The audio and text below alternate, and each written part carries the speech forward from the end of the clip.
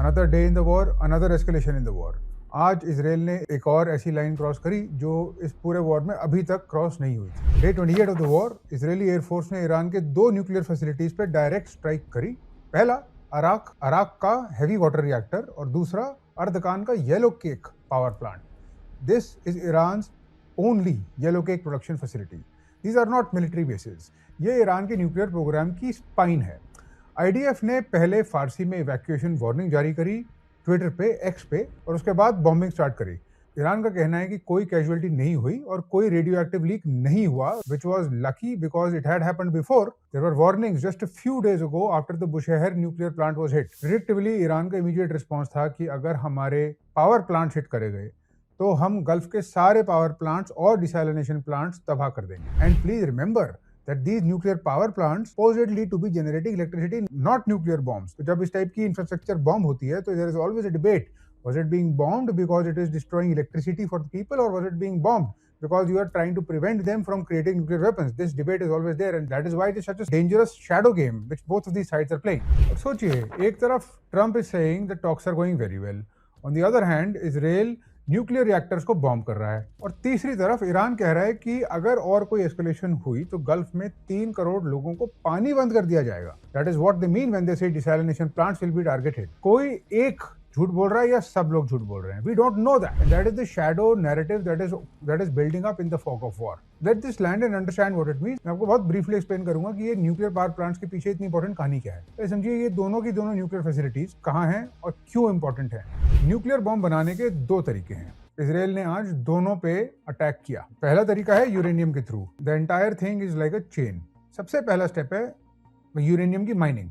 जमीन से यूरेनियम का ओर निकाला जाता है जो कि ईरान के सगहांद माइन से निकाला जाता है। सेकेंड स्टेप इज उस ओर को प्रोसेस किया जाता है। उससे बनता है येलो केक, जो कि यूरेनियम के पाउडर का कंप्रेस्ड एक सॉलिड सा होता है। ये बिल्कुल कच्चा रॉ मटेरियल है जिसके बिना आप कुछ भी नहीं कर सकते। यू कांट डू इलेक्ट्रिसिटी और न्यूक्लियर बॉम्ब्स। येलो केक को थर्ड स्टेप में गैस में कन्वर्ट करा जाता है और उसके बाद सेंट्रीफ्यूजेस जो बहुत फास्ट रोटेशन में घूमते हैं उनमें स्पिन करा जाता है। अगर जितना उनको स्पिन करा जाता है उतनी उनकी रिफाइनमेंट होती चली जाती है। अगर आप रिफाइनमेंट 90% के ऊपर कर देंगे, that becomes bomb material. Iran के नतान्ज और फोर्दो में एग्जैक्टली यही होता था। वो पहले से हेवीली डैमेज हैं और इसराइल ने आज अर्दकान, जहां पर येलो केक बनता है, वो भी अटैक कर दिया। मतलब चेन का सबसे पहला स्टेप अब टूट गया है। The only yellow cake facility has been hit. Raw material supply की बंद हो गई। न्यूक्लियर बॉम्ब बनाने का दूसरा तरीका इज थ्रू प्लूटोनियम, और इस प्रोसेस के लिए हैवी वाटर रिएक्टर की जरूरत होती है। इसमें न्यूक्लियर रिएक्शन होता है तो बाय प्रोडक्ट में प्लूटोनियम बनता है जिसे बॉम्ब में यूज करा जा सकता है। अराक का रिएक्टर जो कि अभी हिट हुआ है एग्जैक्टली यही करता है। 2015 के न्यूक्लियर डील में ईरान ने प्रॉमिस किया था कि रिएक्टर डिजाइन करा जाएगा ताकि प्लूटोनियम ना बन सके, लेकिन रिपोर्ट्स बार बार यही इंडिकेट कर रही थी कि ईरान क्लैंडस्टाइन तरीके से चुपचाप ओरिजिनल डिजाइन को रिस्टोर करके प्लूटोनियम में इंटरेस्टेड है, बॉम्ब मेकिंग में इंटरेस्टेड है। जून 2025 की 12 दिन के वॉर में अराक वॉज हिट और उसका डोम डैमेज हुआ था, and just a few hours ago it has been hit again. तो एक दिन में यूरेनियम का रॉ मटेरियल और प्लूटोनियम के रिएक्टर भी दोनों हिट करे गए हैं। न्यूक्लियर बॉम्ब बनाने के दोनों रास्ते खत्म कर दिए गए हैं। एक कंसर्निंग चीज ये है कि according to Wall Street Journal, Iran के अंदर जो हार्ड लाइन वॉइसेस हैं वो बोलती हैं कि अब न्यूक्लियर बनाना बहुत जरूरी है, चाहे पहले बोला हो या ना बोला हो या क्लैंडस्टाइन हो या नहीं हो, अब बहुत जरूरी है न्यूक्लियर बम बनाना। ये टॉपिक पहले टैबू होता था। सुप्रीम लीडर के अंडर ऑफिशियली ईरान का स्टांस यही था कि न्यूक्लियर रिएक्टर हम नहीं बनाएंगे, that is not our agenda. अब वो नैरेटिव क्रैक हो रहा है। अगर इस वॉर का कोई अनइंटेंडेड कॉन्सिक्वेंस ये है कि ईरान डिसाइड करता है कि बॉम्ब ही बनाना जरूरी है, तो दुनिया ने एग्जैक्टली वही चीज अचीव कर ली होगी जिसको रोकने के लिए पूरा का पूरा वॉर स्टार्ट हुआ था। पर ये वॉर जितना न्यूक्लियर रिएक्टर्स और न्यूक्लियर पावर के बारे में है, न्यूक्लियर बॉम्ब मेकिंग कैपेसिटी के बारे में, उतना ही ये इकोनॉमिक वॉर भी बन चुका है। Everybody knows Strait of Hormuz, इसमें अभी रिसेंटली बहुत नई और सरप्राइजिंग डेवलपमेंट्स हो रही है। और वो ये है कि चाइना के 2 टैंकर्स वापस भेज दिए गए। They were not allowed to pass. China is supposedly a friendly country. कुछ ही घंटे पहले फॉरेन मिनिस्टर अराक्ची ने पब्लिकली ये बोला था कि चाइना, रशिया, इंडिया, इराक और पाकिस्तान के शिप्स फ्रीली गुजर सकते हैं। दे वर कॉल्ड फ्रेंडली नेशंस। और कल ही ट्रंप ने कैबिनेट में ये अनाउंस करा था कि उनको 10 टैंकर्स गिफ्ट करे गए, and he was very enthusiastically claiming that they are now dealing with the right people. Just a few hours after that, exactly the opposite seems to be happening. Iran ने 2 Chinese container ships को Hormuz से वापस मोड़ दिया only 3 ships passed through Hormuz in the past 24 hours. And right after this, IRGC की statement आती है which says the Strait of Hormuz is closed, the passage of any vessel to and from ports belonging to allies and supporters of the US and Israel to any destination and via any corridor is prohibited. This is a direct contradiction to what Trump was saying about his 10-tanker gift. Obvious result of this is Brent crude $111 पे पहुंच गया. Wall Street के हिसाब से कल का दिन was the war's worst trading day so far. How does this impact India? If China, जो कि ईरान का सबसे बड़ा ऑयल कस्टमर है, सबसे करीब इकोनॉमिक पार्टनर है, जिसके बहुत deep financial inroads already Iran में बने हुए हैं, अगर उनकी शिप्स नहीं गुजर पा रही हैं तो इंडिया जो एक फ्रेंडली नेशन के स्टेटस पे है और ऑब्वियसली चाइना के स्टेटस से थोड़ा सा नीचे है, तो क्या रिलायबिलिटी है कि हमारे ऑयल निकल पाएंगे और हमारी एनर्जी सिक्योरिटी के बारे में क्या होगा? एस जयशंकर के 3 फोन कॉल्स हुए अरागची के साथ. क्या वो गारंटी देते हैं? कल तक फ्रेंडली था, आज क्लोज है. It seems to be switching very fast. और यहाँ एक इंटरेस्टिंग पैरेलल भी है. ईरान का फिजिकल वॉर और उसका साइकोलॉजिकल वॉर दोनों साथ में चल रहे हैं. नोटिस कीजिए कि हॉर्मुज पे शिप्स रोके जा रहे हैं, लेकिन साथ में इंटरनेट पे भी एक पूरा फ्रंट खुला हुआ है. IRGC spokesperson regularly TV पे आके ट्रंप को ट्रोल करते रहते हैं. He is always trolling Trump for something और the other. He sometimes says you are fired Trump, and sometimes they refer to Epstein islands, sometimes they call him the corrupted island man. War का map हमारा है हाथ में. Sometimes they say are you negotiating with your own self, and their trolling does not stop. तो ये psychological narrative में the way that they are outputting these crazy CGI based videos is also very impressive at the same time. Take a look at this video जिसमें a person that looks exactly like the spokesperson is actually skateboarding while having a drink और उसके background में missiles take off कर रही हैं.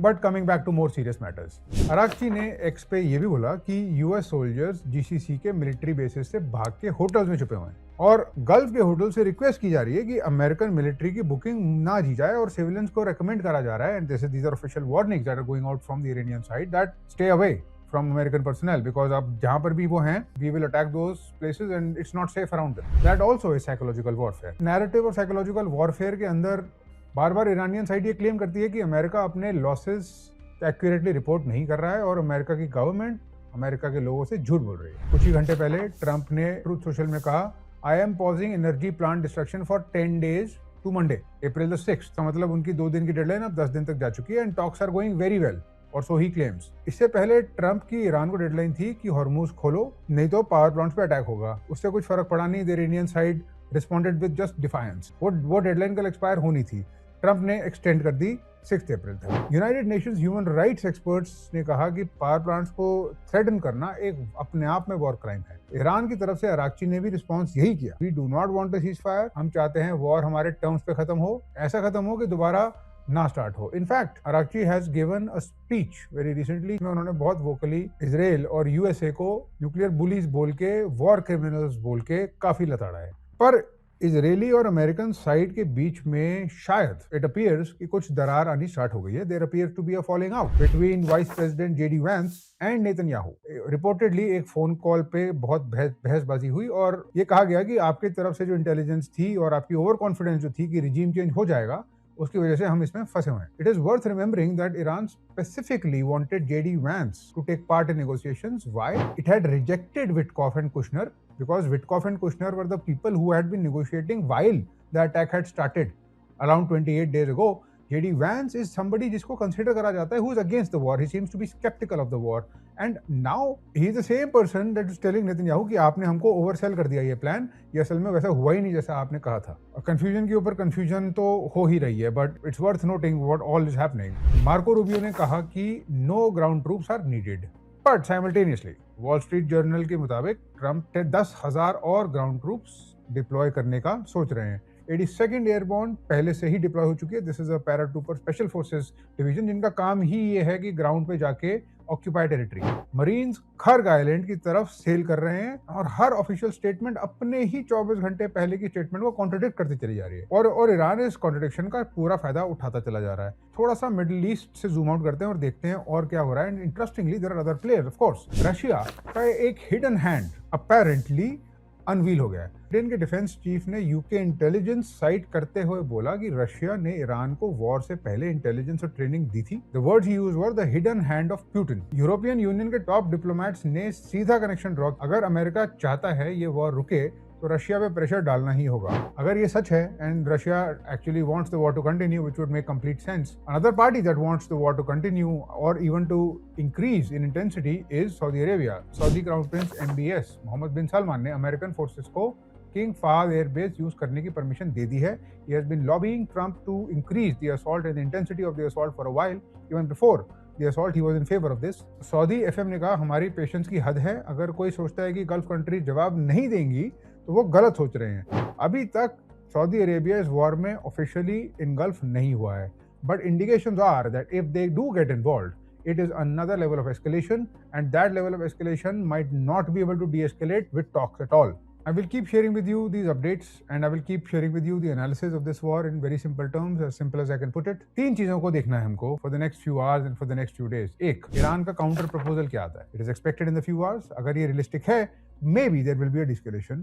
अगर maximalist है तो एस्केलेशन कंटिन्यू होगी। दूसरा, अप्रैल 6 की डेडलाइन, ट्रंप ने 10 दिन का टाइम दिया है। अगर हॉर्मुज बिल्कुल नहीं खुलता है, if it is tightly locked, power plant पे स्ट्राइक होते रहते हैं, तो ईरान ने क्लियरली बोला है कि डिसैलिनेशन प्लांट हिट हो जाएंगे, 10 crore people will be affected. That, let us hope to God, does not happen. 3, Saudi Arabia. If MBS Mohammed bin Salman does decide कि उनको वॉर में ज्वाइन करना है, तो रीजनल कॉन्फ्लिक्ट से ये अब फुल स्केल मिडिल ईस्ट का कॉन्फ्लिक्ट बन जाएगा और हुतीज भी इसमें इन्वॉल्व हो जाएंगे। हुतीज, बाबल मंदेब, जो कि एक और चोक पॉइंट है रेड सी के पास, वो ट्रिगर हैप्पी हैं, वो यमन में बैठे हैं and they are very willing to start the war and their leaders are constantly issuing statements to that effect. ये वॉर कॉन्स्टेंटली नए फ्रंट्स भी खोल रहा है, definitely keeps broaching into this nuclear territory.